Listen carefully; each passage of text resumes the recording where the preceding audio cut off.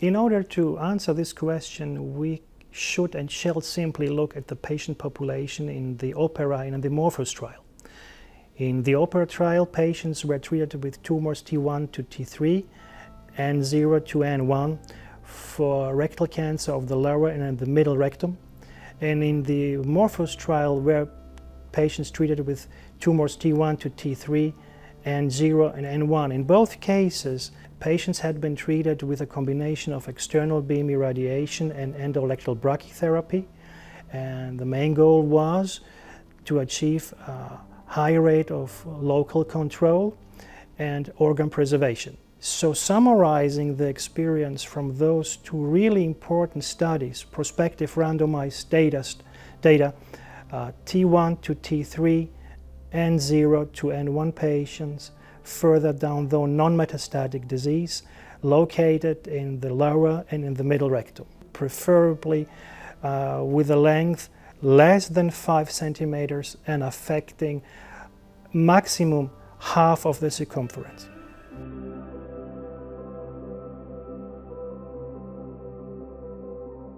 In order to approach this question adequately, we must distinguish between operative and non-operative modalities in the treatment of rectal cancer. In the case we do not talk about surgery, we focus on radiotherapy. And as we know that in the radiotherapy treatment of rectal cancer, disease control is associated with dose escalation, brachytherapy is a very important and powerful tool in order to accomplish dose escalation with very high conformity. Brachytherapy as a modality is characterized by a very steep dose fall-off gradient, which cannot be generated or accomplished by any other external beam radiotherapy modality.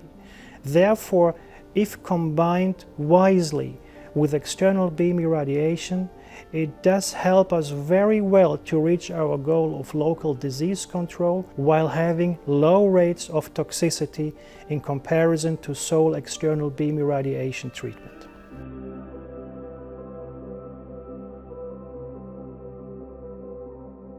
The treatment protocol implemented at our department does not differ, in fact, from the treatment protocols tested at other places and offered at other places. Characteristically, patients referred for radiotherapy, and this is in the case they are non-surgical candidates or elderly and frail patients refusing surgery, they receive a course of external beam irradiation, for example, 13 fractions. This is being completed within 3 weeks. It does follow a phase of 6 weeks without any treatment at all, and at the end of the 6th weeks, patients do receive a repeat magnetic resonance imaging of the pelvic region as well as a rectoscopy. This rectoscopy is of major importance as it does serve to describe and document the exact position of the tumor in the rectum. Using the information of the MRI and the rectoscopy, then brachytherapy is being performed 3 fractions once weekly.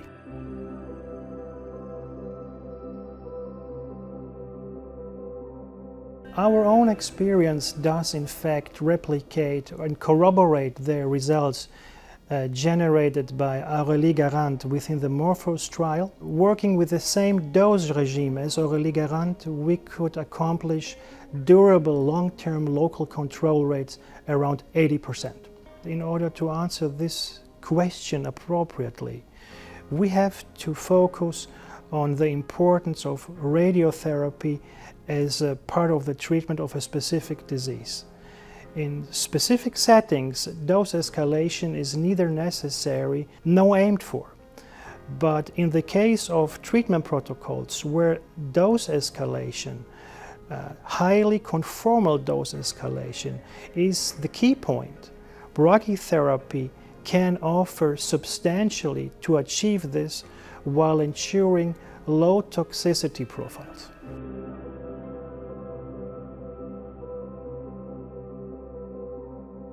When talking about multimodality treatment protocols, brachytherapy is an important radiotherapy tool, an important component in order to deliver conformally radiotherapy. Certainly, brachytherapy is not being implemented in every multimodality treatment protocol for every cancer site.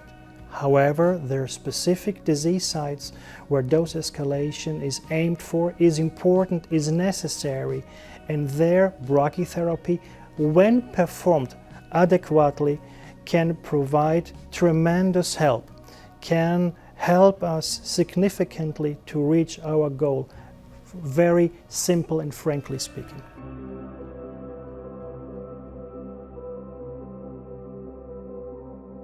We are very fortunate that the Morphos and the OPERA trial raised awareness concerning radiotherapy as a non-surgical approach for the treatment of rectal cancer.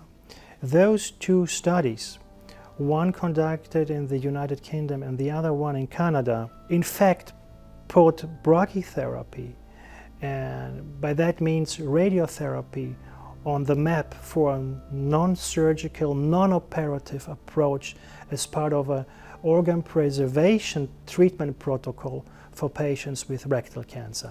Those two studies have been noted. Those two studies made, positively speaking, some very pleasant noise. And my proctologists, gastroenterologists and surgical colleagues are very aware of those data. So I do see an increasing awareness for brachytherapy as an option for the treatment of rectal cancer, specifically for patients who are non-surgical candidates, especially in the elderly and frail population.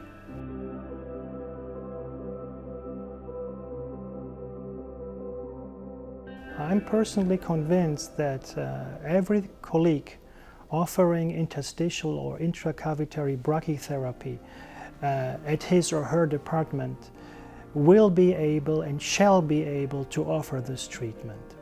It's a straightforward approach, very comprehensible by all means, and it's nothing else than an intracavitary HDR brachytherapy treatment procedure, which is known as a treatment modality since many decades for endovaginal treatment.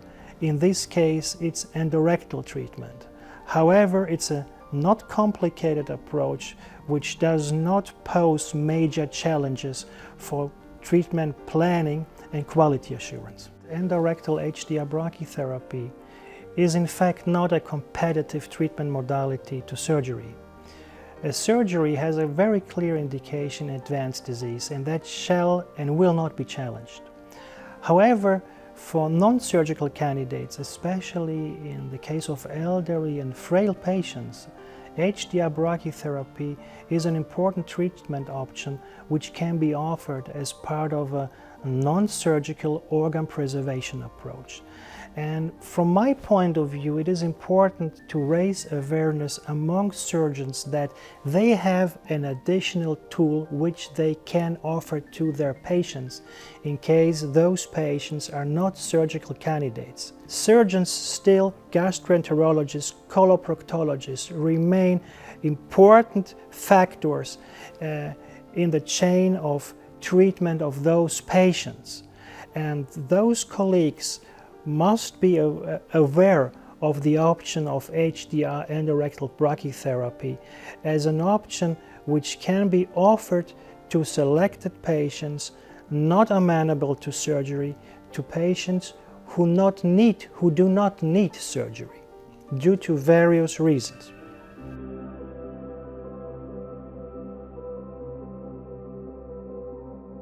I would like to emphasize that the chance to get trained in brachytherapy should be offered to every radiation oncologist, especially concerning the younger colleagues who do start right now their training. It's a fascinating technique. It's a technique with more than 100 years of tradition. It's in fact the most radiotherapeutic modality of all radiotherapy modalities, and it's worth to push, to support, to enforce the training of younger colleagues in this treatment modality.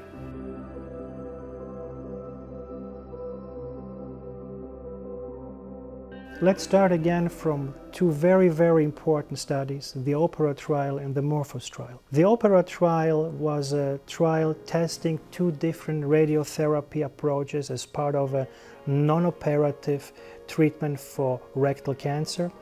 It tested sole external beam irradiation with external beam irradiation plus brachytherapy, and in this case it was the use of a 50 kilovoltage contact brachytherapy device called Papillon technique. And the MORPHOS trial, which again was a trial testing non-operative approaches, sole external beam irradiation against external beam irradiation plus brachytherapy, in this case endorectal HDR afterloading brachytherapy as a boost modality.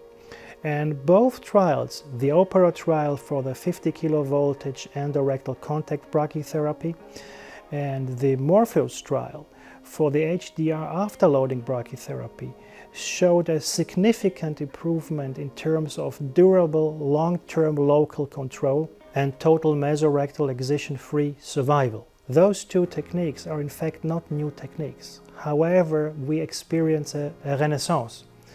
And specifically concerning the HDR afterloading brachytherapy technique, the implementation of flexible multi-channel applicators giving us the possibility for anatomy-oriented 3D dose optimization for the treatment of irregular shaped tumors is in fact though an advancement. We can use this and shall use this wisely in order to improve treatment outcomes and results.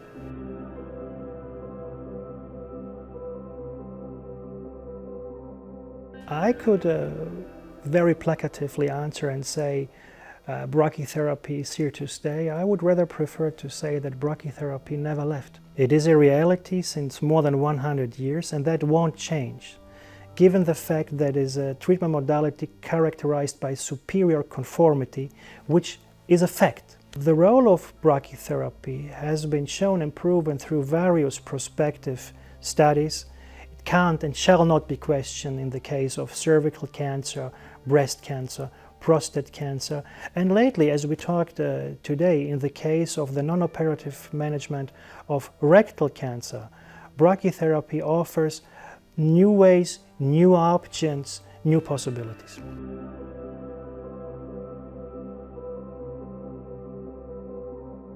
It seems or it appears to be an easy question, but it is not, as we always share individual patient fates.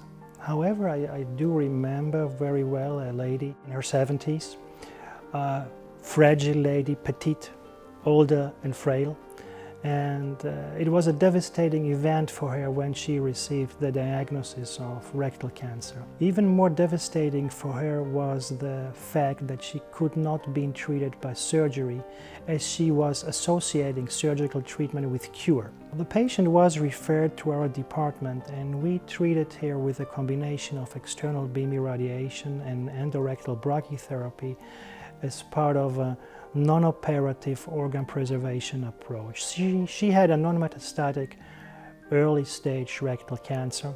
Treatment went very well. It was not associated with higher grade adverse events and toxicity. I saw the lady first time 3 months after completion of treatment for clinical examination, rectoscopy and repeat MRI. She had complete remission of the tumor, and ever since 2 years now, we do follow her closely. They gave her new hope. In fact, they opened her new doors in life from complete devastation to enduring hope.